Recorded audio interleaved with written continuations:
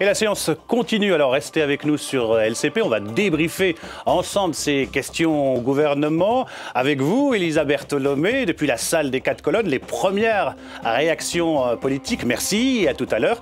Et puis c'est la tradition, un face-à-face entre deux députés. Aujourd'hui pour le groupe socialiste, Olivier Faure, et pour le groupe UMP, Yves Sancy. Vous pouvez leur poser des questions, ça se passe sur Twitter avec le hashtag QAG pour questions au gouvernement. Bienvenue dans la séance continue.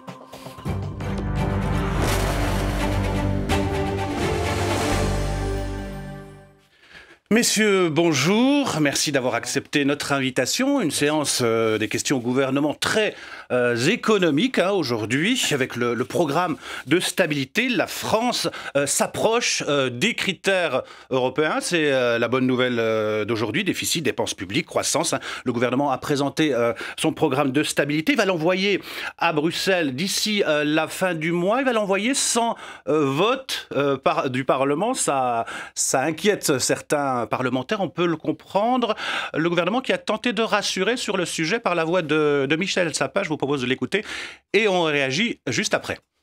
L'objectif de toutes nos politiques, qu'elles soient des réformes, qu'elles soient dans le domaine budgétaire, qu'elles soient dans le domaine financier, c'est l'emploi. Faire en sorte que nous ayons une croissance suffisante pour faire reculer le chômage en créant des emplois. Nous allons, à la fin de cette année, être sur un rythme de l'ordre de 1,5% de croissance. J'ai fait ce matin des hypothèses qui ont été saluées comme étant crédibles, comme étant réalistes. C'est le plancher sur lequel nous devons nous appuyer.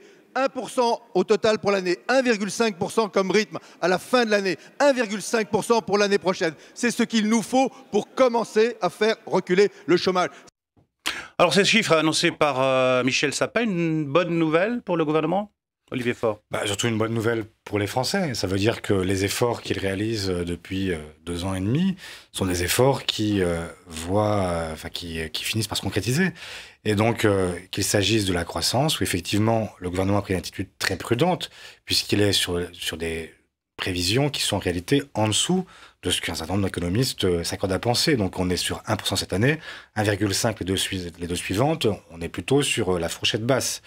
Et puis ensuite, parce que, effectivement, les déficits publics baissent. On était sur une trajectoire de 5,5 quand on est arrivé au pouvoir, on est aujourd'hui à 4, on sera à 3,8 à la fin de l'année, et puis on sera en 2017 sous les 3% qui sont ces mêmes 3% fatidiques. Donc c'est pour dire que nous sommes dans une situation où effectivement tout ce que nous avons fait n'a pas été vain. Mais ce n'est pas uniquement une question bruxelloise, c'est aussi une question qui intéresse chacun, parce que le problème aujourd'hui, c'est que les intérêts des emprunts que nous avons contractés au cours des décennies passées, c'est le 3e budget de la France.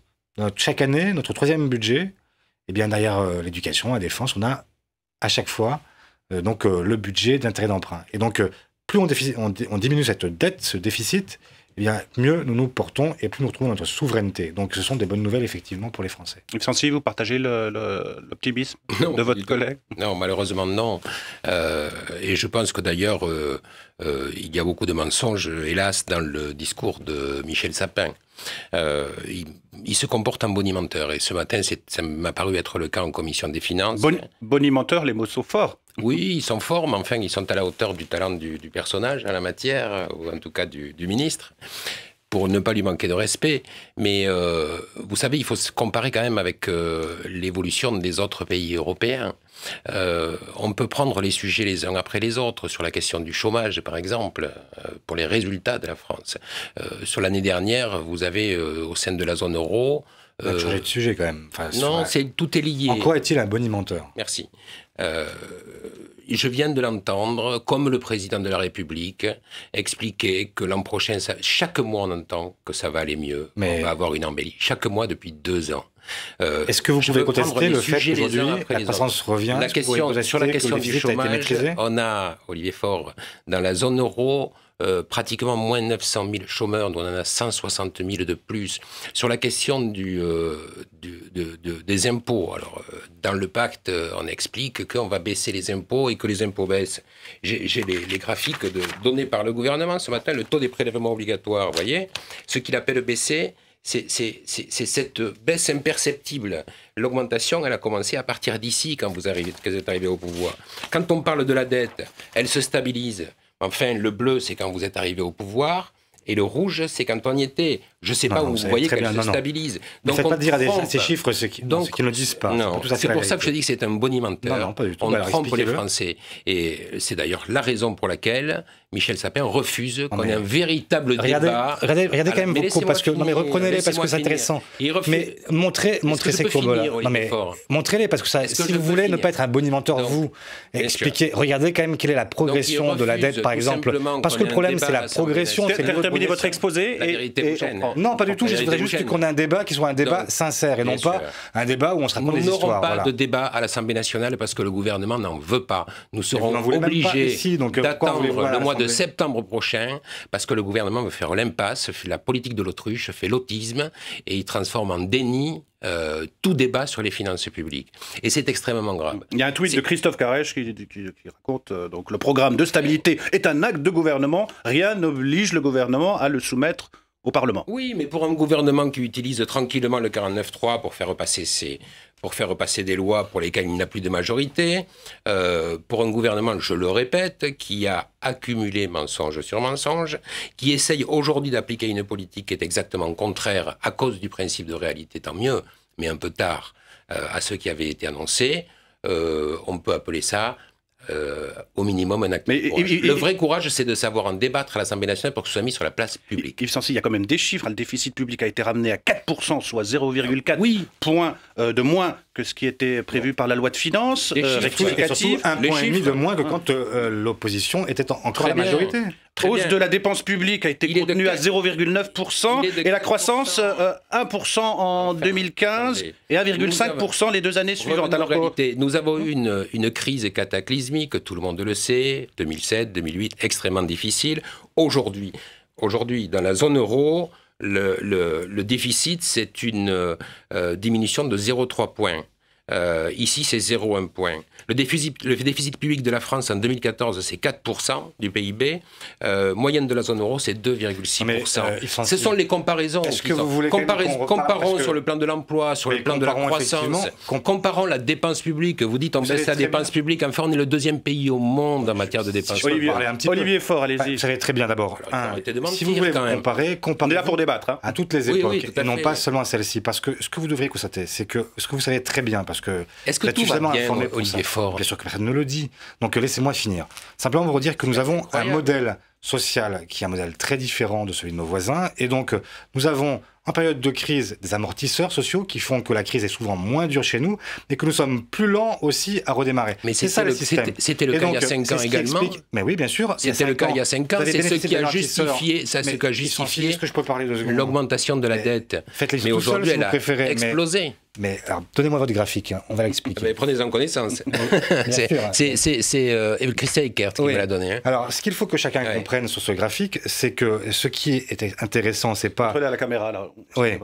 C'est que, en fait, regardez d'où on part et regardez où on arrive. Regardez la progression. Voilà, regardez la progression sous la droite et regardez ensuite la progression sous la gauche. Et vous verrez effectivement qu'il y a une vraie différence entre ceux qui ont maîtrisé la dépense publique et ceux qui, au contraire, l'ont laissé totalement exploser. Vous avez un graphique dans les mains et à dire exactement le contraire de ce que vous avez sous les yeux. C'est énorme. Mais pas du tout. Regardez les marches. C'est absolument regardez comment ça a progressé. Vous êtes parti de là, vous êtes arrivé à ça. C'est mondial. Regardez, nous sommes partis de là, nous sommes arrivés à ça. C'est mondial. C'est quand même tout le monde peut le comprendre.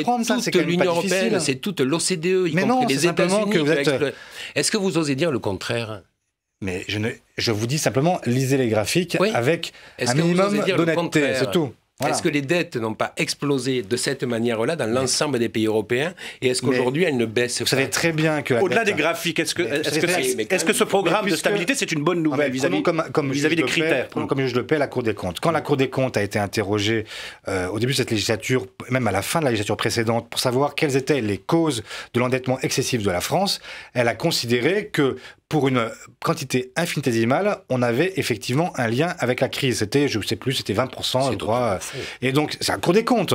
Et donc, et aujourd'hui, c'est pas du tout infinitésimal. Aujourd'hui, aujourd'hui, quand la Cour des comptes se prononce sur le programme de stabilité, quand elle regarde ce que nous envoyons à Bruxelles, elle considère que l'attitude du gouvernement est prudente et qu'elle est effectivement crédible et qu'elle correspond donc à une vérité. Alors, qu'on soit clair, l'attitude prudente du gouvernement, c'est un certain nombre de prévisions, notamment sur la croissance. Et la Cour des comptes dit, enfin, le gouvernement français a des prévisions prudente sur la croissance. C'est ce que je dis.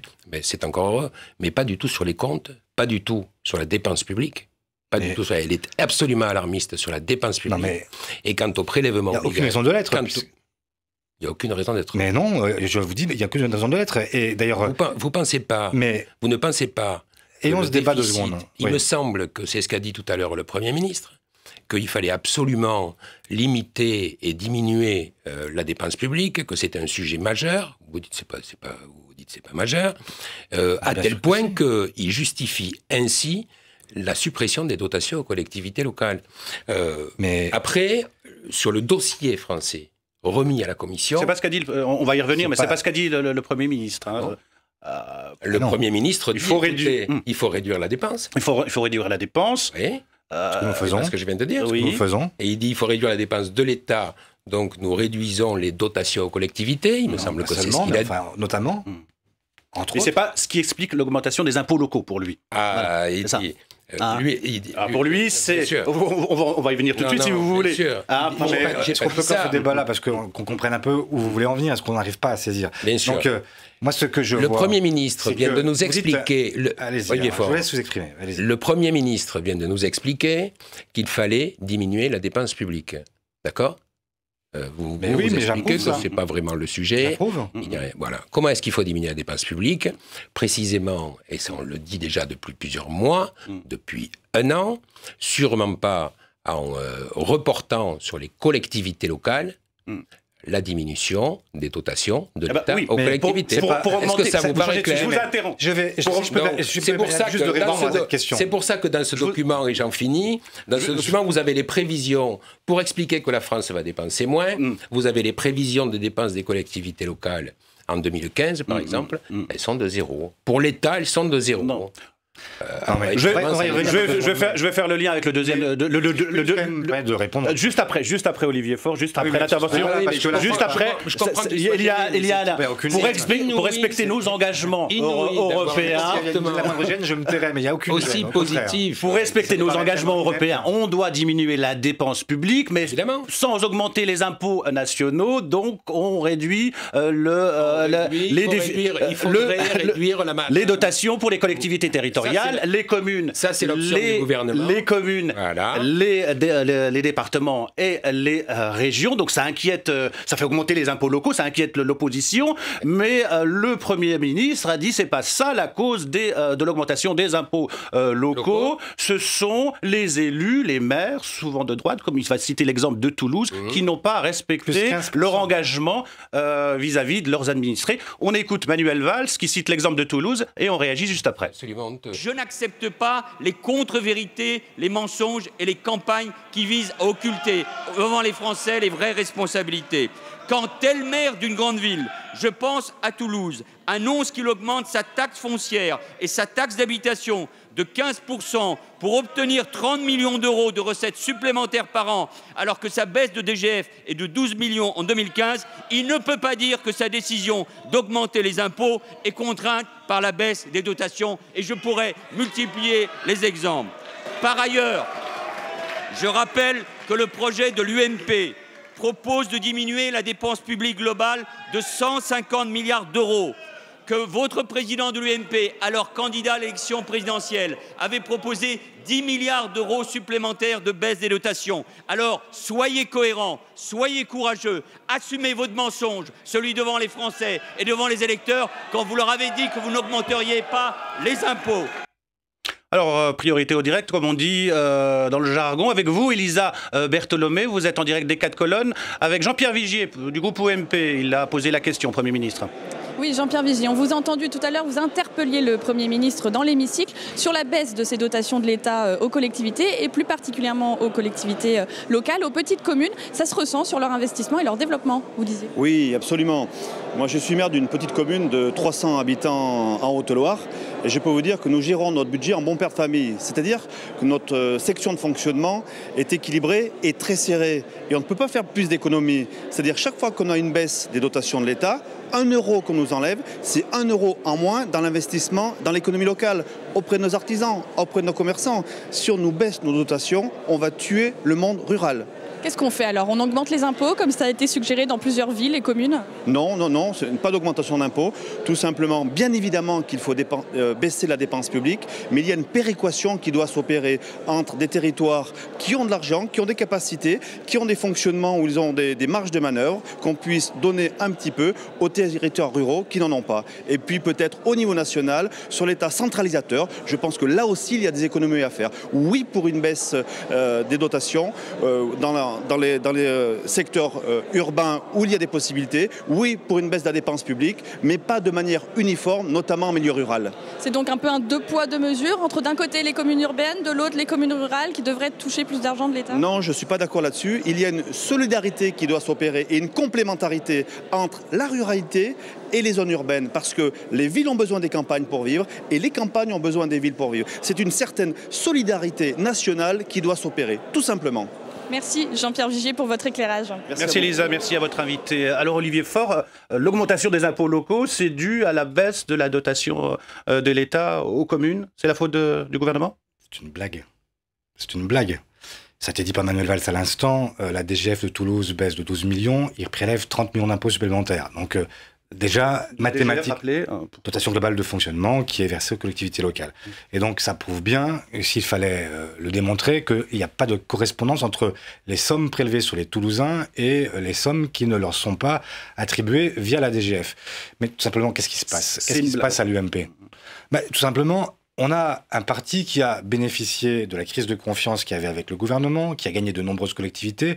Et comme il n'y avait pas de projet, le seul projet de l'UMP, c'est de dire nous, on est contre les impôts. Évidemment, il y avait ce ras-le-bol fiscal. Donc, ils ont surfé sur cette vague-là. Mais le problème, c'est que vous pouvez les écouter chaque semaine. Pendant la loi de finances. Pendant la loi de finances. Terminé. Oui, pendant la loi de finances, toutes les semaines, vous avez donc on voit les budgets un par un. Et vous avez toujours l'UMP qui, sur chaque budget, vient défendre en fait un jour les collectivités, un jour l'industrie, enfin la défense, le lendemain Jamais ils ne sont cohérents. C'est-à-dire qu'ils nous disent que nous ne faisons pas assez d'économies. Vous entendez ce que disait tout à l'heure Yves Sancy. Vous n'en faites pas assez, il faut faire davantage, etc. Mais dès qu'on leur demande où vous voulez les faire, ils ne savent jamais répondre parce qu'ils ne savent pas. Et eux-mêmes, quand ils vont jusqu'au bout de leur logique, ça a été dit aussi par Manuel Valls, le projet présidentiel de Nicolas Sarkozy ne proposait pas 10 milliards d'euros en moins sur 3 ans, il proposait 20 milliards. Quand on regarde ce que proposait Jean-François Copé il y a quelques mois encore, quand il était le patron de l'UMP, il proposait, lui, de tripler en fait cette baisse de la dotation. Donc là, on se demande effectivement, pour qui nous prennent-ils? Est-ce que vraiment, ils ont envie de réconcilier les Français avec la politique?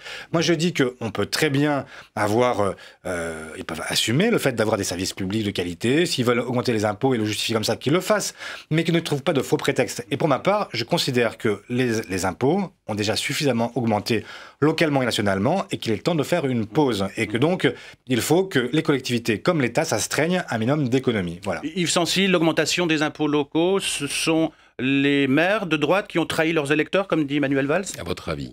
Je vous pose la question. À votre avis? J'ai entendu le Premier ministre, mon collègue, oui, d'abord au lendemain des élections territoriales. En gros, expliquer qu'ils n'avaient pas réussi à expliquer aux Français quelle était leur politique. Alors effectivement, les Français n'ont pas compris et ils vous ont mis une claque magistrale sur le plan électoral. Il y a des raisons. Je ne crois pas qu'ils aient choisi pour autant. Il y a des raisons pour ça. Non, c'est parce qu'ils ne savaient pas, parce qu'ils n'ont pas compris. Moi, je crois qu'ils ont compris, parce que c'est eux qui sont... Dans les patrons, il n'y a pas eu de projet de Bien l'UMP. sûr. Donc, écoutez, je vous en prie, arrêtez de prendre les Français pour des imbéciles. D'accord? S'ils l'ont fait, c'est qu'ils ont quelque chose à dire. Et si vous continuez la politique de l'Autriche, vous allez continuer à activer, à nourrir les extrêmes comme vous le faites aujourd'hui. Regardez les réalités en face. Non, c'est la réalité, tout simplement. Et acceptez de la regarder, vous arriverez peut-être à vous améliorer. Vouloir nous accuser de faire si je prends l'exemple des dotations aux collectivités, D'abord, bien sûr que... Parce que là, on a l'impression qu'on se renvoie la balle. Non, écoutez... On ne se renvoie pas la balle. On est en débat. Il refuse, et le Parti socialiste refuse la réalité sur bien des points, y compris sur celui-là. Quelle réalité vous parlez là? Quand vous avez des économies à faire dans ce pays, je le répète, est-ce que Sarkozy proposait ou pas de faire davantage? Nous avions commencé un certain nombre de politiques de rationalisation. Est-ce que Sarkozy propose aujourd'hui le fait d'aller plus loin encore sur la votation de rationalisation que le Parti socialiste... Répondez à des questions simples, ne compliquez pas les choses.